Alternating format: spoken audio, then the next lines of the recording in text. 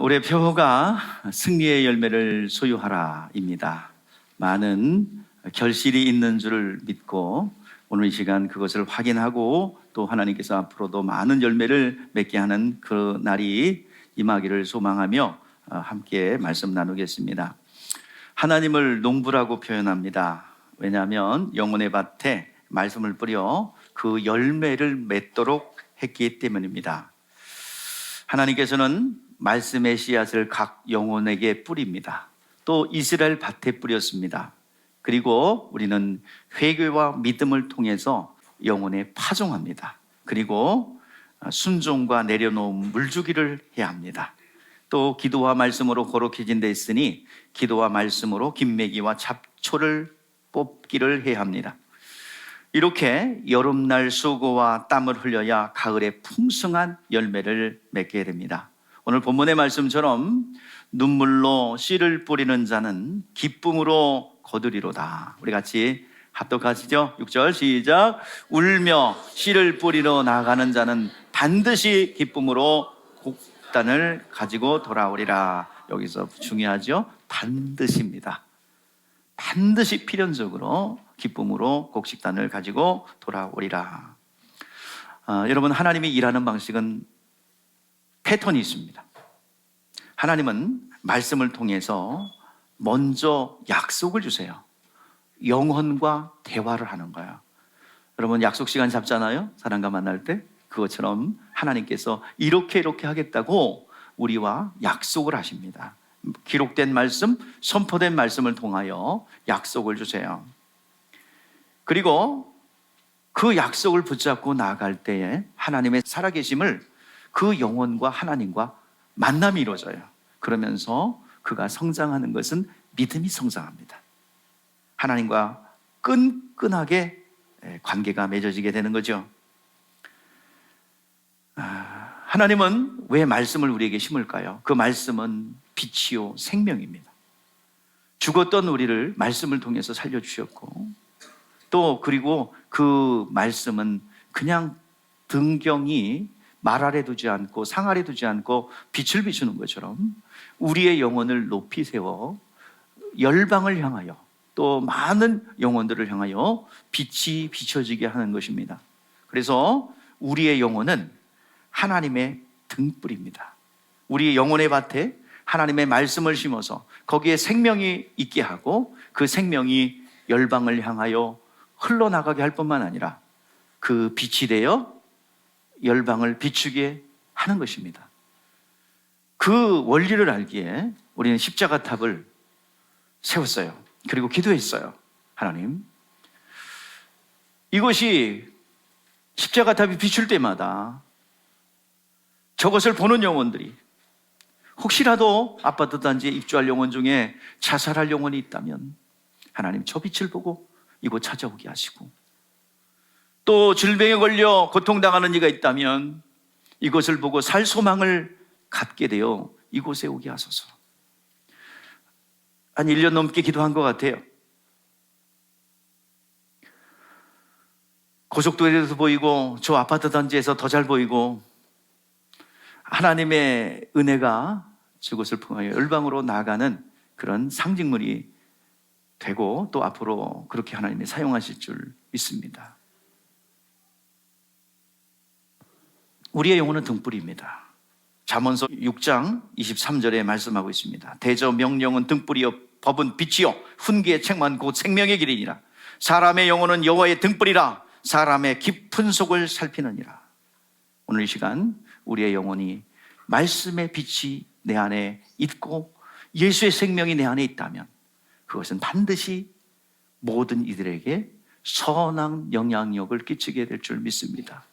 에덴 동산에 선악을 알게 하는 나무의 가시를 열매를 맺지 마라, 열매를 먹지 마라, 먹으면 죽으리라는 이 말씀의 계명이 밖으로 흘러나갔지요. 은혜의 강물로 또 풍요의 강물로 소출의 강물로 능력의 강물로 흘러나갔던 것처럼 나를 믿는 자는 그 배에서 생수의 강이 흘러나가리라 한 것처럼 빛이 되어 생수가 되어 모든 이들에게 선한 영향을 끼치게 될 줄 믿습니다. 구약 성경에 하나님께서는 이스라엘이라는 밭에다가 말씀의 씨앗을 뿌렸어요. 그리고 그 밭에 뿌려진 씨앗이 자라났어요. 그리고 그들은 가나안 땅에 살게 되었습니다. 이스라엘 백성들의 그 최종 목적지는 가나안입니다. 그리고 가나안에서는 또 최종 목적지는 예수 그리스도가 오는 그 골고다예요. 하나님께서 출애굽한 지 3개월 만에 시내산에 도착하였고, 시내산에서 도착한 이스라엘 백성들에게 비전을 주셨습니다. 사명을 주셨어요. 첫 번째는 너는 내 소유가 될 것이다. 말씀을 지키면, 순종하면 내 소유가 될 거야. 소유가 된다는 얘기는 내가 너를 보호하겠다는 얘기예요. 그리고 두 번째는 거룩한 백성이 되며, 그리고 제사장 나라가 되어 하나님을 나타내는 중보자의 나라로 사용할 것이다. 그렇게 사용하기 위해서는 먼저 그 안에 말씀의 씨앗을 뿌렸어요. 생명을 부여했어요. 시내산에 도착한 그들에게 그 사명을 그냥 주시고 보낸 게 아니라 생명을 그 안에 뿌렸어요. 십계명을 주었습니다. 그리고 성막에서 하나님을 어떻게 만날 것이냐, 하나님을 만나려면 거룩해야 되지 않겠느냐, 거룩을 나타내는 레위기를 주셨어요. 하나님의 말씀에 씨앗을 뿌려서 가나안 땅에 살게 했습니다. 가나안 땅은 북쪽의 메소포타미아 문명과 남쪽의 애굽 문화가 만나는 교차점입니다. 그리고 이 가나안 땅은 인종의 보고예요. 얼굴 까만 사람도 있고, 황인도 있고, 백인도 있어요. 그리고 가장 높은 헬몬산도 있고, 가장 낮은 해발 고도 마이너스 300m인 그 갈릴리 호수와 그리고 사해 바다가 있습니다. 모든 동식물이 그곳에 집중되어 있어요. 모든 식물, 동물 다 그곳에 있어요. 기후도 극단적인 사막도 있고요, 또 풍성한 열매 맺는 지역도 있어요. 모든 것이 갖추어지고 하나의 지구를 축소해 놓은 그곳에 이스라엘 백성들을 거하게 했어요. 에스겔은 이것을 왜 이스라엘 백성들을 가나안 땅에 살게 했는가? 한 구절로 말합니다. 자, 이스라엘 백성들이 멸망할 것인데 하나님께서 다시 세워주겠다 말씀하십니다. 자, 그것을 통해서 뭘 나타낸대요? 우리 다 같이 한번 읽어보시겠습니다. 시작. 제사 드릴 때 양떼 곧 예루살렘에 정한 절기의 양무리 같이 황폐한 성읍을 사람의 때로 채우리라. 그리한즉 그들이 나를 여호와인 줄 알리라. 아멘. 이방 나라들이, 하나님을 모르는 이방 나라들이 이스라엘이 제사장 나라가 되어 하나님을 알게 하도록 그 지정학적 위치인 가나안 땅에 살도록 하셨습니다. 이것이 이스라엘의 사명이에요. 우리의 사명은 뭘까요? 우리는 지금 교회라는 공동체 안에 모여 있습니다. 교회라는 이 공동체는 하나님 나라와 세상의 경계선에 있는 영적 기관입니다. 이 교회는 하늘의 신령한 복을 이 땅에 펼치는, 마치 잃어버렸던 에덴의 회복이라고 할 수 있는 것이 교회입니다. 이곳에 만물을 충만케 하는 충만이 있고요, 모든 부족함이 있으면 이곳을 향하여 기도하고 이곳에 나와 교회 공동체 안에서 서로 중보기도할 때에 모든 질병이 떠나가고 가난이 물러가며 모든 사망의 역사가 물러가게 될 줄 믿습니다. 교회는 그런 곳이에요. 그래서 교회 공동체의 모든 이론들에게 주신 사명이 있다면 너희는 세상의 빛이다, 너희는 세상의 소금이다. 어딜 가다 변질되지 않는 소금처럼, 어딜 가나 깨지지 않는 페트로스처럼, 베드로의 그 신앙처럼 어디도 깨지지 않는, 변질되지 않는 소금 같은 신앙으로 너희들 다질 것이며 너희는 이 생명의 빛을 나타내는 거룩한 빛이라고 말씀하고 있습니다. 오늘 여러분들이요, 그 사명 감당하기 위해서 오늘 말씀의 씨앗이 여러분 가운데 떨어진다면 잘 가꾸어서 많은 풍성한 열매가 맺어지는 이 추수감사주일에 결단과 결심을 올려드리는 이 시간이 되기를 주의 이름으로 축복합니다. 성경에는 씨 뿌린 자의 비유가 나옵니다. 마태복음 13장과 마가복음 4장에 기록되어 있습니다. 사람들의 마음을 심령의 밭으로 비유하고 하나님의 말씀을 씨앗으로 비유합니다. 여러분, 씨앗을 왜 뿌립니까? 잎속이 무성한 거 꽃을 보려고 농사 짓는 분들이 씨앗을 뿌립니까? 자, 결국 뭐를 맺기 위해서? 열매를 맺기 위해서요. 곡식을 심었으면 곡식을 맺기 위해서입니다. 과실나무를 심었으면 과실나무를 맺기 위해서입니다. 진정한 소출은 또 다른 생명, 또 다른 나무를 얻는 거예요.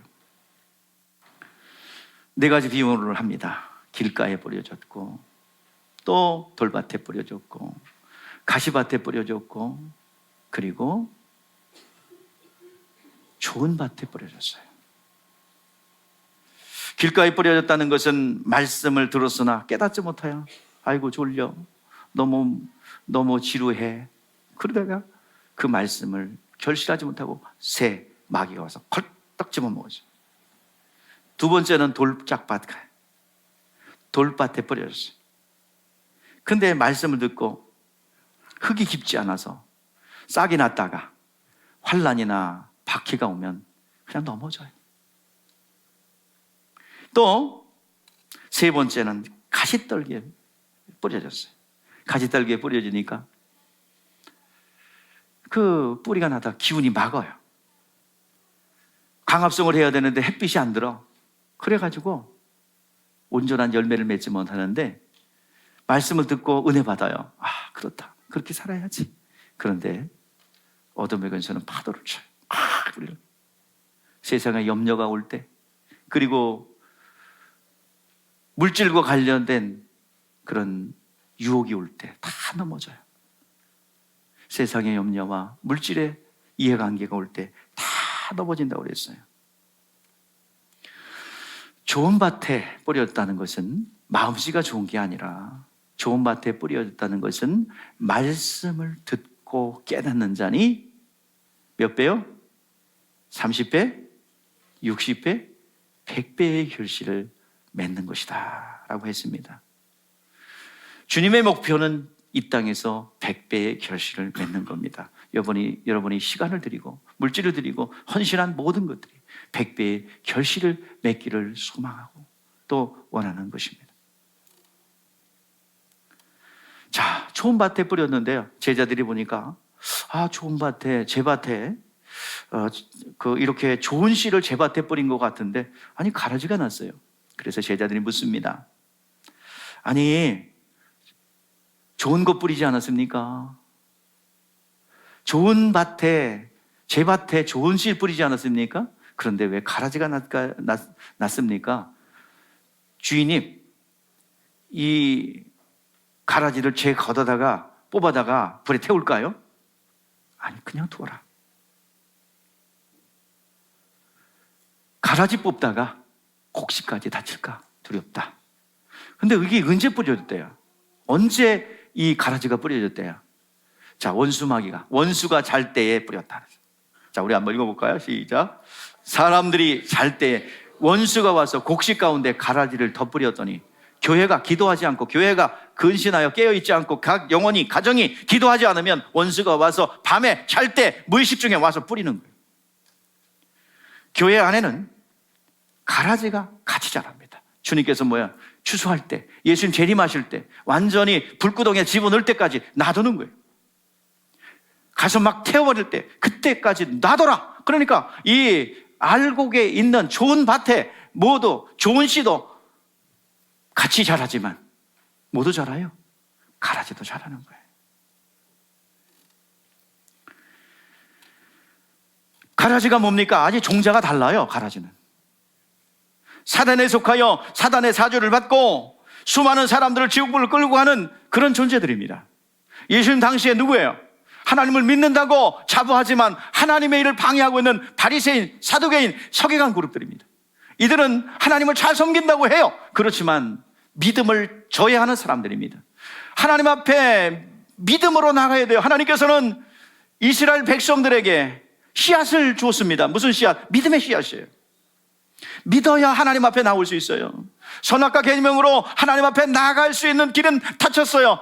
선악과 먹어버렸기 때문에 계명 따라 나가는 것은 막혔어요. 이제는 새로운 살 길인 여자의 후손을 기다리고 바라보며 그분을 영접하는 것만이 우리가 살 길인데, 이 길을 차단하는 것이 바리새인, 사두개인, 서기관 그룹들은 자기 의를 가지고 내가 뭔가 하려는 그런 생각들을 가지고 있습니다. 그들의 목적은 달라요.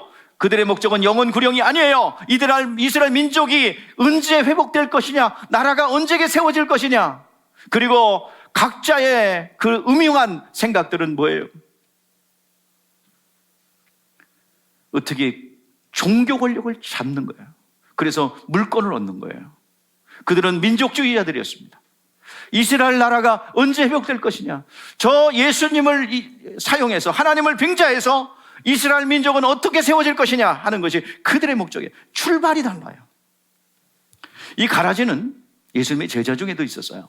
여러분 잘 알다시피 누굽니까? 성이 가시야. 누구요? 예, 가룟 유다. 예. 가룟 유다입니다. 모든 예수님의 제자들은 벳세다 사람들이에요. 대부분. 그들은 어부였습니다. 어부라고 그러니까 여러분들 가난한 어부 생각하지 마세요. 그 당시에 선주입니다. 선주. 지역 유지예요. 배를 가지고 있어요. 그래서 물고기를 잡는 선주입니다. 그런데 또 마태는 무슨 직업이에요? 마태. 레위라고 나오죠, 성경에? 뭐라고요? 세리장이었어요. 번듯한 직업이 있어요. 그리고 그 중에는 시몬이라는 사람은 열심당원 독립투사였어요. 모두가 번듯한 하는 일을 가지고 있었지만은 예수님을 만나고 이것 내려놓고 따랐어요. 그런데 가룟 유다는 워낙 직업이 없어요. 그래서 예수님을 만난 거는 직업 하나 찾은 거예요. 직업 하나 찾아가지고 이제 실업지 않는 그가 직업을 찾았어요. 그 증거가 돈캐를 맡아 자꾸 훔쳐가미로라. 돈캐를 맡았는데 자꾸 훔쳐간대요. 바늘도둑이 소도둑됐어요. 그러니까 거기가 원수마귀가 역사에서는 포인트예요. 우리가 이 교회 안에 같이 자라는 가라지가 무엇인지, 왜 이 시점에서 영분별의 은사를 우리가 전책적으로 기도하며 하나님 앞에 구하는지 오늘 여러분들 분별해내야 될 줄 믿습니다. 아무리 나에게 상냥하게 또 친밀하게 다가온다 할지라도 영분별의 은사가 있다면 정확히 구별해낼 줄 믿습니다. 원수마귀가 교회를 해체하고 교회를 어렵게 하고 교회를 도전하는 가장 큰 전략 중에 하나가 가라지를 심는 거예요. 원수가 잘 때 와서 뿌렸다, 그렇게 말합니다. 주님의 일꾼 중에는 같은 말을 하고 같은 마음을 하고 같은 뜻을 온전하게 해야 합니다. 근데 종자가 원래부터 다른 종자가 섞여져 있어요. 다른 예수, 다른 영, 다른 복음을 전하는 자들도 있습니다. 초대교회 일꾼들을 뽑았죠. 최초로.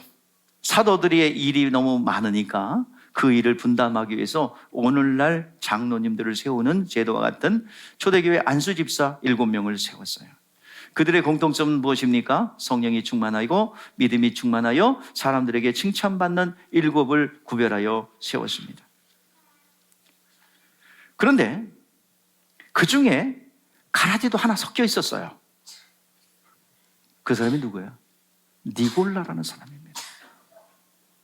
니골라라는 사람은 섞여져 있는데 예수님께서도 요한계시록에 보니 니골라를 미워한다, 니골라 당을 미워한다. 니골라 당이 뭐예요? 교회 안에 있으면서 발람이 발락에게 죄를 짓게 하죠. 우상을 숭배하고 음행하게 하여 공의의 하나님 앞에 징계받도록 하는 것이 발락의 사역, 바로 니골라 당입니다. 교회 안에서 다른 목소리를 내는 거예요.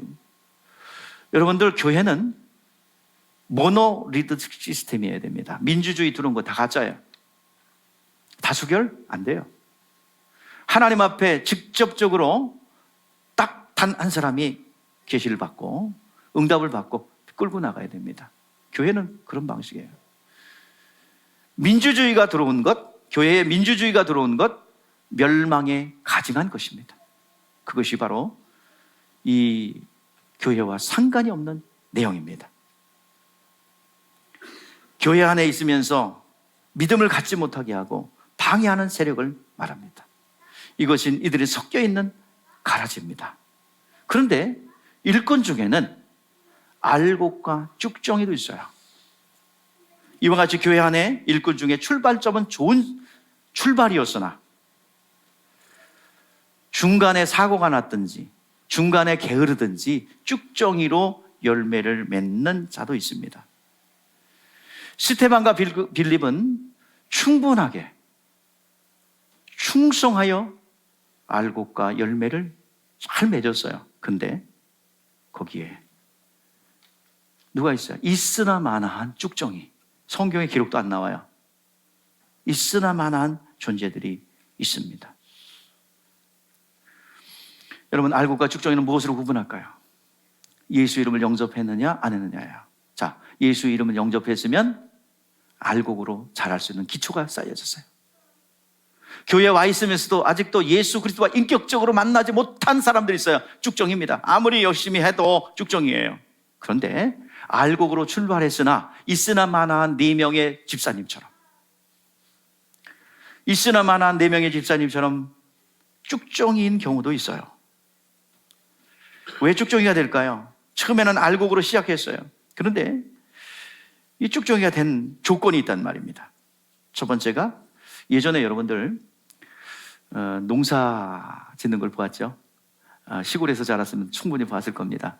여러분, 어린이들의 담당이 뭐예요? 새가 이 벼이삭을 쪼지 못하도록 하는 거예요. 열매가 튼실하기 전에 이제 액체 상태일 때가 있어요.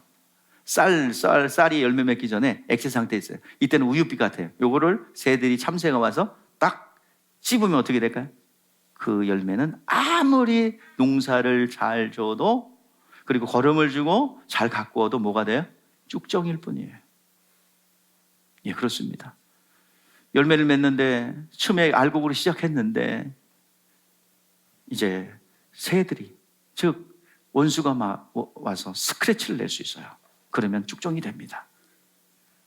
또한 한여름에 떼약볕에서 계속 진액을 빨아들여야 됩니다. 그런데 게을러서 그거 하지 않으면 쭉정이 돼요. 게으름. 알곡으로 출발했지만 원래부터 가라지도 있고, 또 쭉정이는 그렇게 게으르고 스크래치가 나고, 그래서 쭉정이가 되는 겁니다. 하나님 나라가 각 영혼 가운데 들어가기 위한 믿음이라는 열매를 통해서 하나님 나라가 임하는 것입니다. 자, 열매 맺는 심령 안에 말씀이 뿌려져 100배 결실을 맺기를 원하십니다. 그 가운데 종자가 다른 가라지도 있고 성령 받지 못하 게을러서 쭉정이가 되는 경우도 있으니, 우리는 이 원리가 성경 전체에 흐르고 있어요. 에덴 동산부터 구약 전체, 그리고 신약의 성경 이르기까지 이 구도가 흐릅니다. 한번 내가 조명해 볼게요. 하나님께서 에덴 동산에 뭘 뿌렸어요? 말씀의 씨앗을 뿌렸죠. 뭐요? 선악을 알게 하는 나무의 과실을 먹지 마라. 먹으면 죽으리라. 이것을 지키면 그 생수의 강물이, 능력, 은혜, 그리고 소출, 풍요, 강물이 이 에덴 동산으로 흘러나갔어요. 그런데 이 말씀을 어겼어요. 그래서 하나님께서 새로운 살 길을 열어주셨는데, 그것이 바로 산자의 어미, 즉 죽은 자 가운데 산자를 만들어내는 하와라는 이름을 통해서 산자의 어미라는 이름을 주셨고, 그 아이가, 그 영혼들이 다시 한번 믿음의 길로 살 길을 열어주셨어요. 다시 한번 믿음의 길입니다. 여자의 후손이 뱀의 머리를 상하게 할 것이다. 그 여자의 후손은 가죽옷을 입혀줌으로 우리의 죄를 대속해 줄 것이다 라는 약속이 들어왔어요. 말씀의 씨앗이 선악과 계명을 어기니까, 그래서 말씀을 잃어버리니까 다시 약속을 주십니다. 선악을 알게 하는 나무의 과실을 먹지 마라. 먹으면 죽으리라.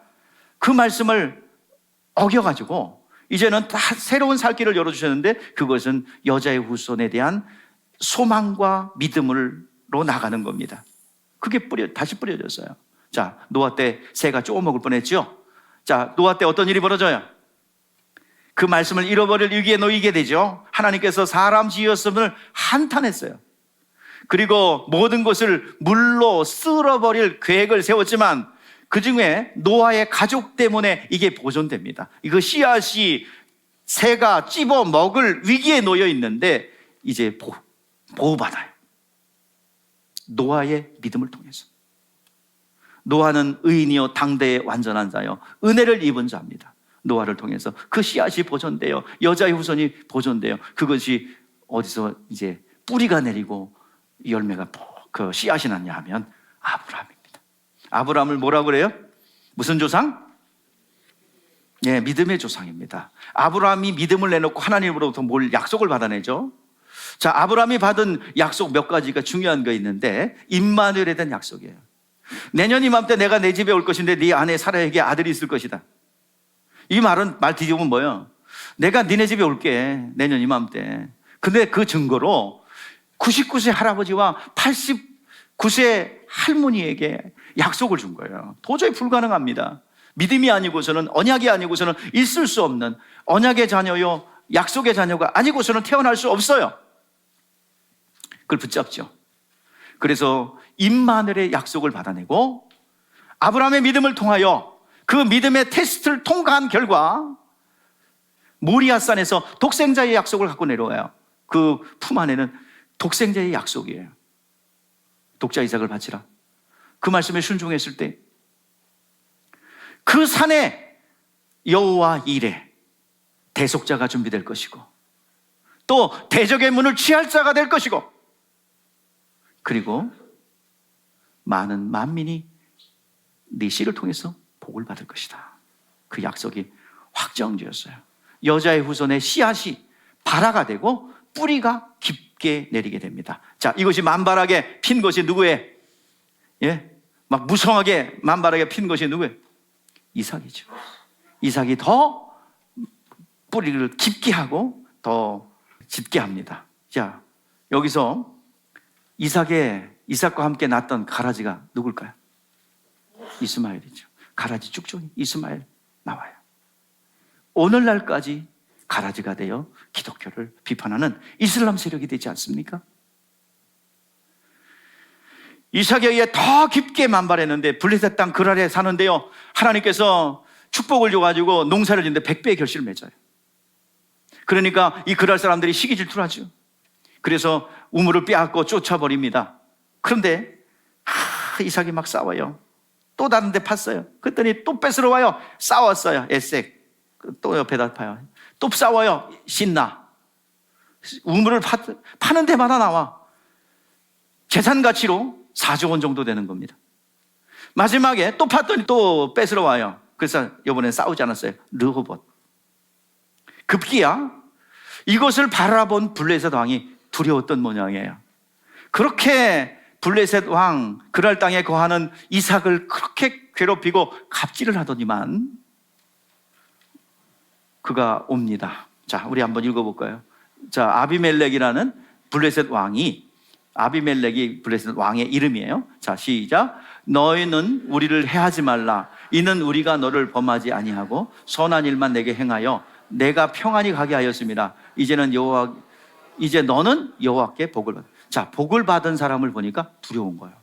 아니, 그렇게 막 빼앗고 학대하고 괴롭히더니 화해하재요. 서로 괴롭히지 말래요. 아니, 이삭은 괴롭힐 게 없어요.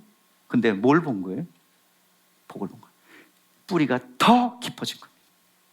자, 야곱 때 진짜 번성을 합니다. 자, 야곱이 번성을 해요.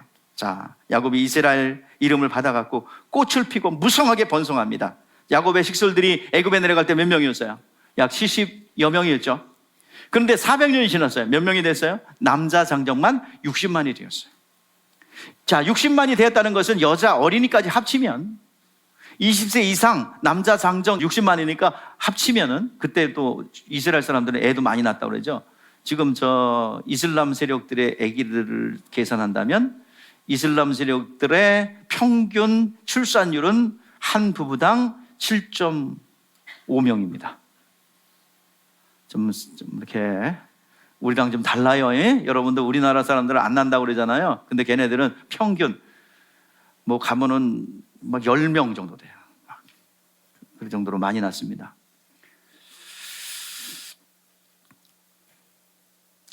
이것을 볼 때 200만에서 300명 넘게 존재한다라고 예측할 수가 있겠죠. 번성했어요. 아브라함의 약속대로 큰 민족을 이루었습니다. 번성했어요. 꽃을 피고 잎사귀가 무성한 겁니다. 자, 그랬다고 열매가 맺어져요? 아니죠. 이스라엘 백성들 애굽에서 나와서 어디로 들어가요?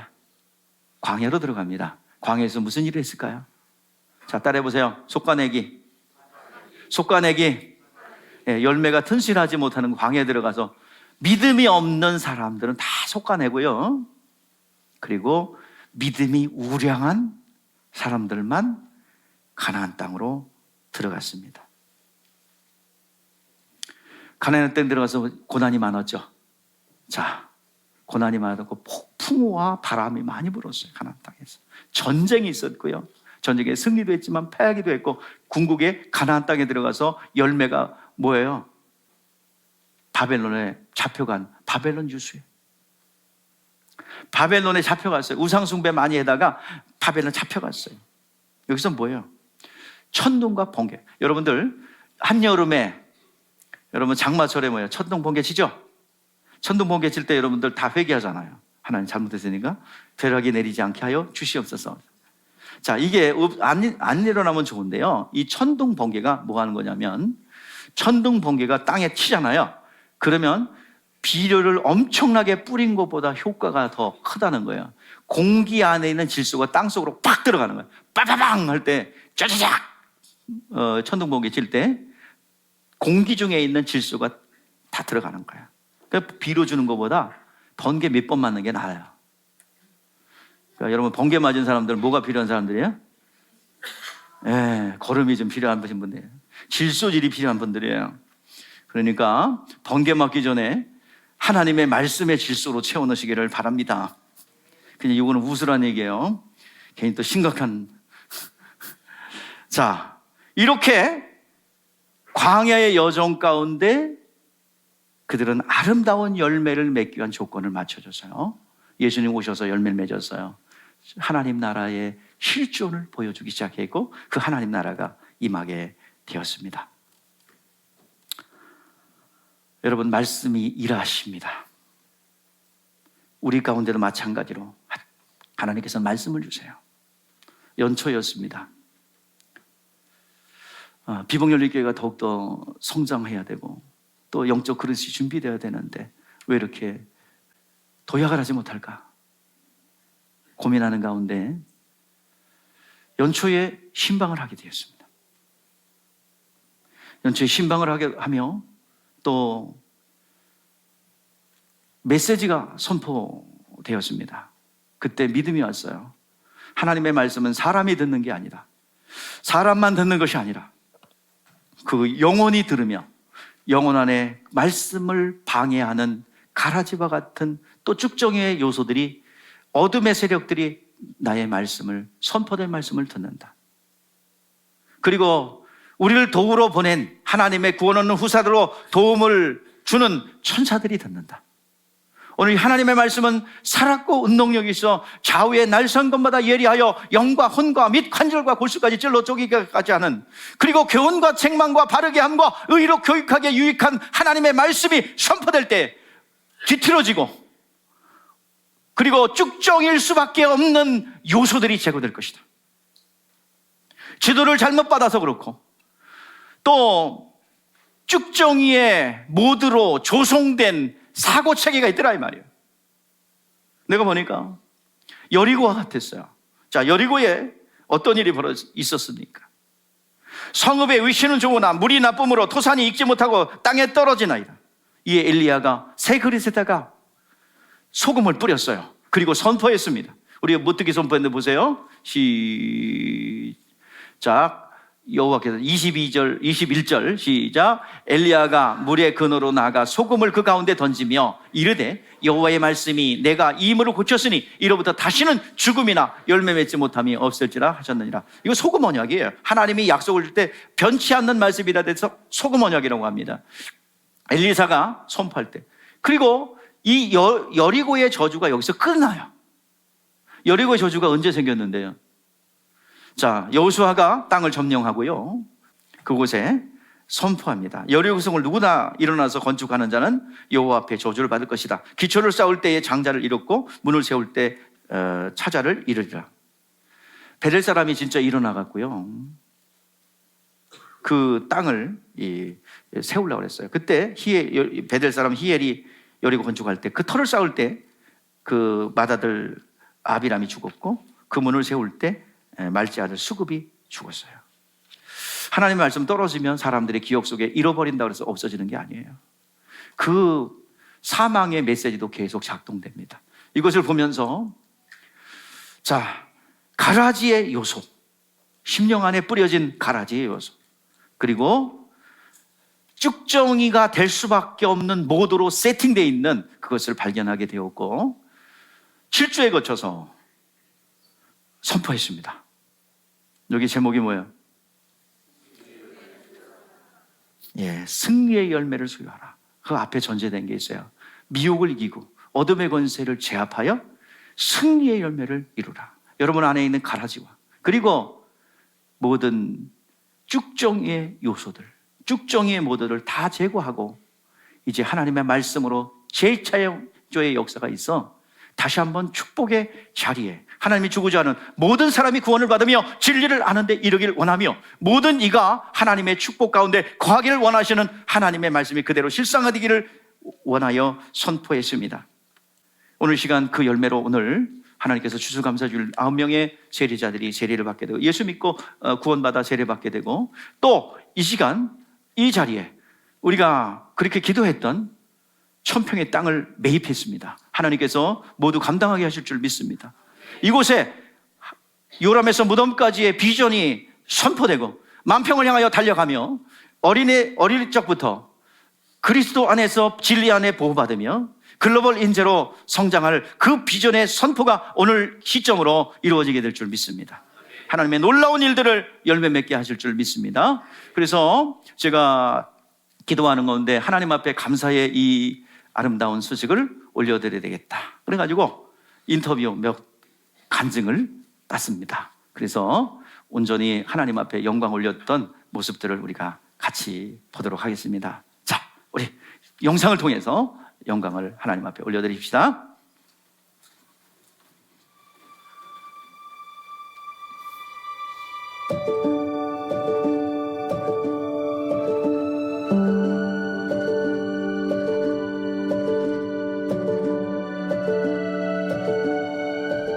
(2023년) 미혹과 어둠을 이기고 승리의 열매를 소유하라는 표어를 선포했습니다.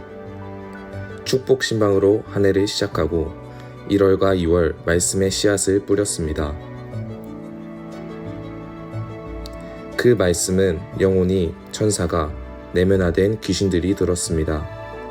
하나님의 자녀로서 사도권을 가지고 선포하였을 때 천사들이 그대로 일하였고 더러운 귀신들이 떠나가기 시작했습니다.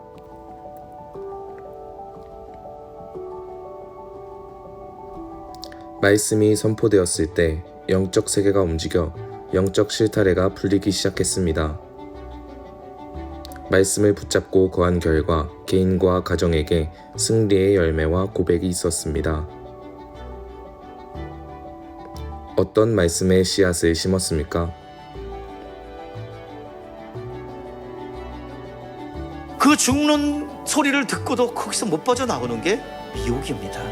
인식하지 못하는 거, 은밀하게 여러분 심령 가운데 들어와서 인격화되고 내면화되어서 역사하고 있는 그 미혹의 영, 인식하지 못하는 말 가운데 섞여서 나오고 그리고 관계 가운데 역사하고 있는 이 미혹의 영 잡아내라 이 말이에요. 미혹의 영은 우리가 일하지 않을 때 불짓듯 일어나요.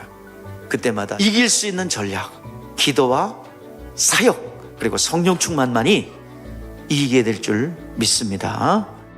왜 걱정하고 근심하느냐? 왜 두려워하느냐? 오늘 우리에게는 지팡이와 같은 예수의 이름이 있지 않습니까? 기도할 수 있지 않습니까? 우리에게는 하나님의 언약의 말씀이 있지 않습니까? 오늘도 예수의 이름으로 선포하십시오. 우리를 추적하던 바로의 군대가 수장될 줄 믿습니다. 성령 충만, 말씀 충만, 기도 충만. 그러면 2023년도 여러분 연말에는 수많은 간증거리가 넘실될 줄 믿습니다.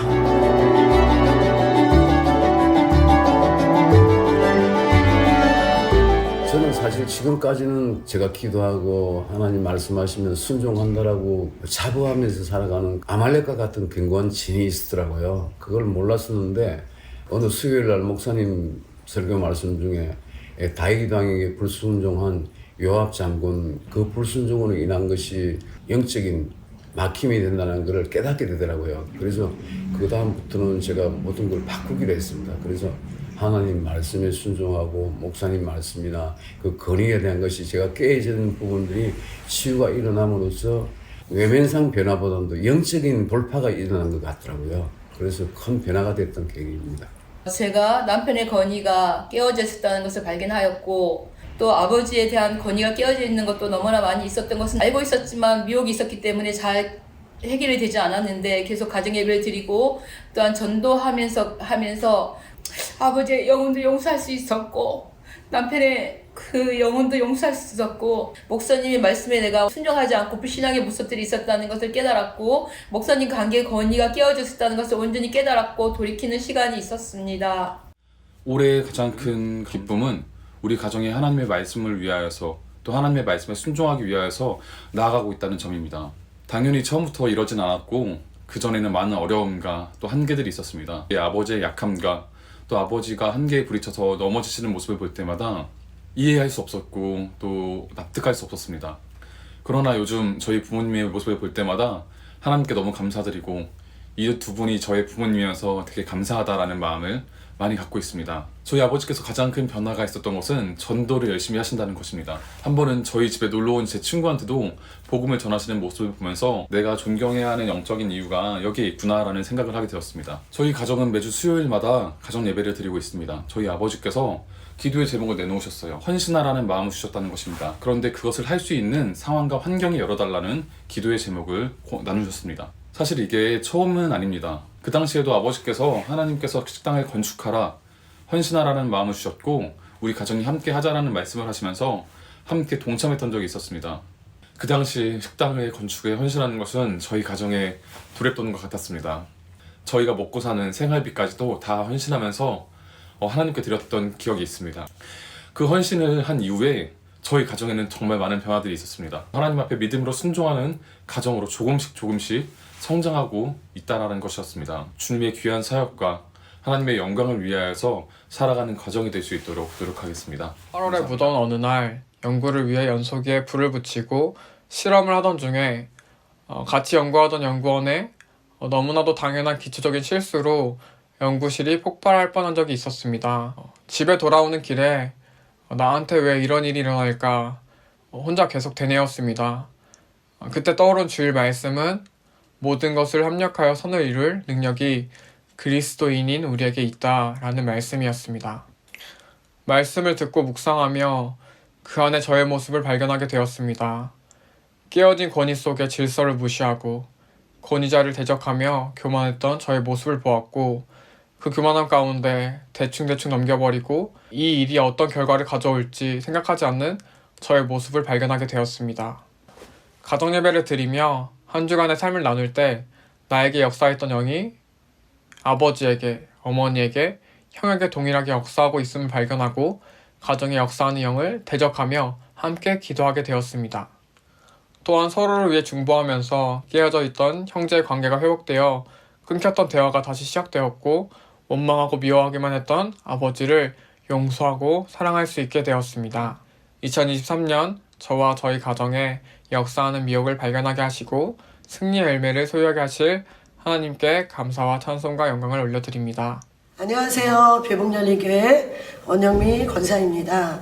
제가 계속해서 사람들과 관계 속에서 일어나는 생각과 감정이 나는 쓸모없는 사람, 나는 필요 없는 사람, 별로 상관이 없는 이야기를 할 때도 굉장히 힘들었거든요. 그런데 새내기 때 제가 딸이라는 이유로 유산을 시키려고 2번이나 시도하셨고 딸이라고 인목을 이렇게 딱 올려놓았다고 하시더라고요. 자아인지 왜곡이 가증이 된 거죠. 거절감 때문에 굉장히 힘들었는데 나는 예수 안에서 그 사건을 토설하고 회개하고 용서했으니까 다 끝났어. 근데 여전히 나는 속고 있었구나. 이제 세런들한테 이런 나의 죄책감이라든지 자괴감이라든지 거절감이라든지 계속해서 나를 속였던 미혹된 이런 부분들을 이제 해결받을 수 있도록 기도를 요청했고 또 세런들이 손을 얹어서 이제 예수 이름의 능력으로 축기를 했어요. 그래서 그날 제 안에 있던 또 다른 인격체가 처리돼서 더러운 귀신이 나갔습니다. 이제는 그런 자아인지 왜곡 때문에 힘들어했던 그런 부분들에서 굉장히 자유를 누리고 있습니다. 12주 양육을 받으면서 눌림도 많이 받았지만 저희 아들이 고통을 당하면서도 비복열교에 등록하고 이번 추수감사절날 세례도 받은 게 큰 은혜인 것 같아요. 그래서 사모함으로 방언도 받고 저희 아들하고 열심히 신앙생활 하면서 복된 삶 살 수 있는 제가 될 수 있기를 더욱더 믿음으로 굳건하게 세워지도록 노력하겠습니다. 감사합니다. 승리의 열매는 크게 4가지로 간략하게 말씀드리겠습니다. 첫째는 사랑하는 남편과 함께 21기 양육반을 은혜롭게 졸업한 것이고요. 두 번째는 사랑하는 딸 지혜가 가정이 모두가 교회에 등록하고 오랫동안 묶여있던 공황장애와 우울증을 믿음으로 치유받았습니다. 세 번째는 남편 윤집사님이 수십 년을 공헌해 왔던 그 무속의 영에게 올해는 단 1푼도 공헌하지 않았으면 하나님께 감사드립니다.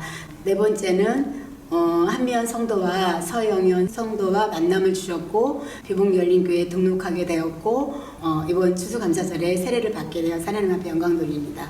올해 목사님 모시고 신방을 받으면서 자리를 늘 지키라고 하셨습니다. 예배의 자리를 지킴으로써 나머지는 하나님이 하신다는 말씀에 순종함으로써 맞습니다. 하지만 매주 영적 전쟁을 치루어야 됐습니다. 정말 너무나 풍파가 많은데 하나님께서 화평의 은혜를 주셨습니다. 남편과 같이 영적 전신갑주를 입으며 하나님 앞에 기쁨이 되는 가정이 되도록 노력하며 믿음을 잃지 않고 살겠습니다.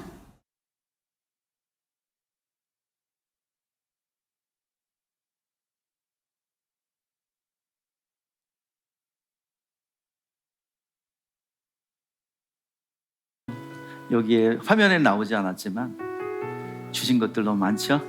근데 맨날 없다고 여러분들 짜증냈던 우리들의 연약한 모습 있잖아요. 영적인 부분들이 처리되고 이제 앞으로 더 큰 하나님의 그릇으로 여러분들 빚어나가며 더 많은 것을 담도록 하실 줄 믿습니다.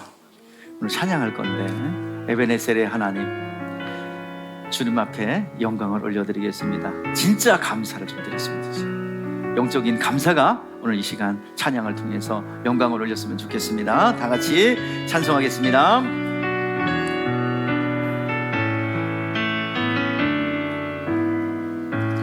감사하신 하나님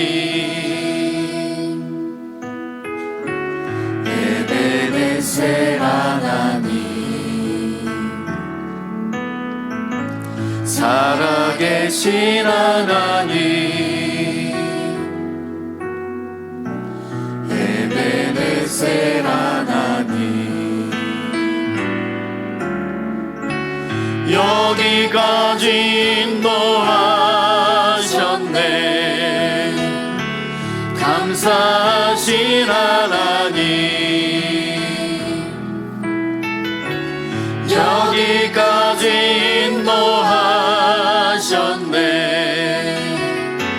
살아계신 하나님 감사하신 하나님 에베네셀 하나님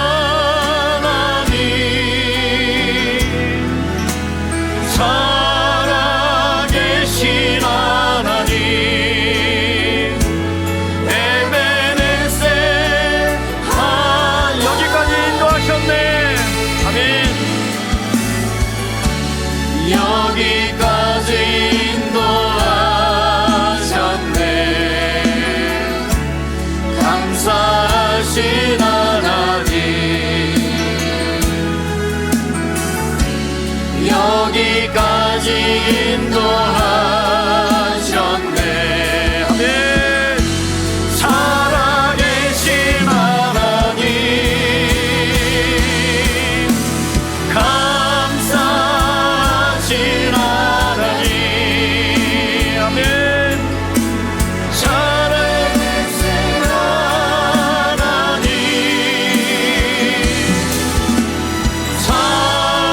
살아계신 하나님 힘을 다하여 목청을 다하여 주님 앞에 감사의 찬양을 올려드립니다. 감사하신 하나님 감사하신 하나님 에베레셋 하나님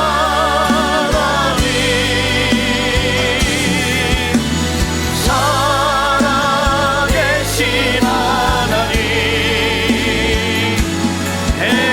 다시 한번 힘을 다하여 찬양합시다. 주여 감사합니다.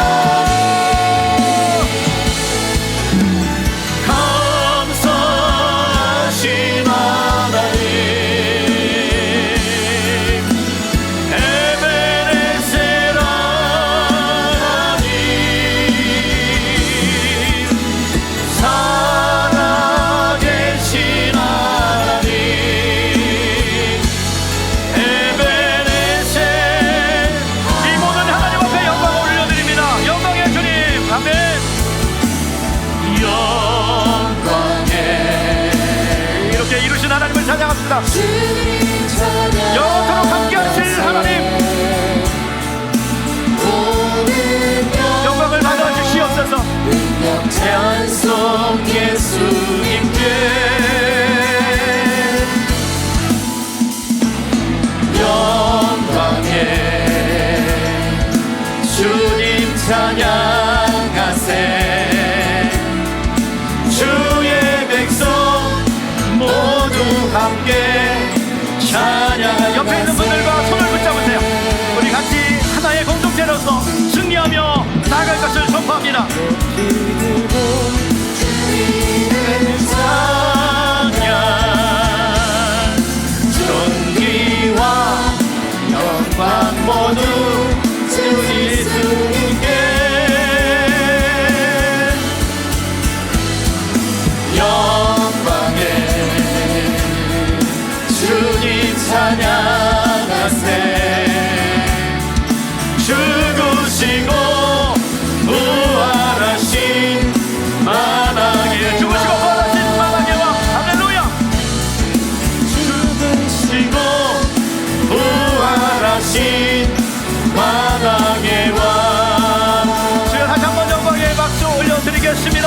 주여 영광 받으시고 2023년 함께 하신 하나님 나머지 기간도 함께 하시며 영원토록 함께 하시길 찬양하며 경배하며 높여드립니다. 주여 영광 받으시옵소서. 할렐루야. 아멘.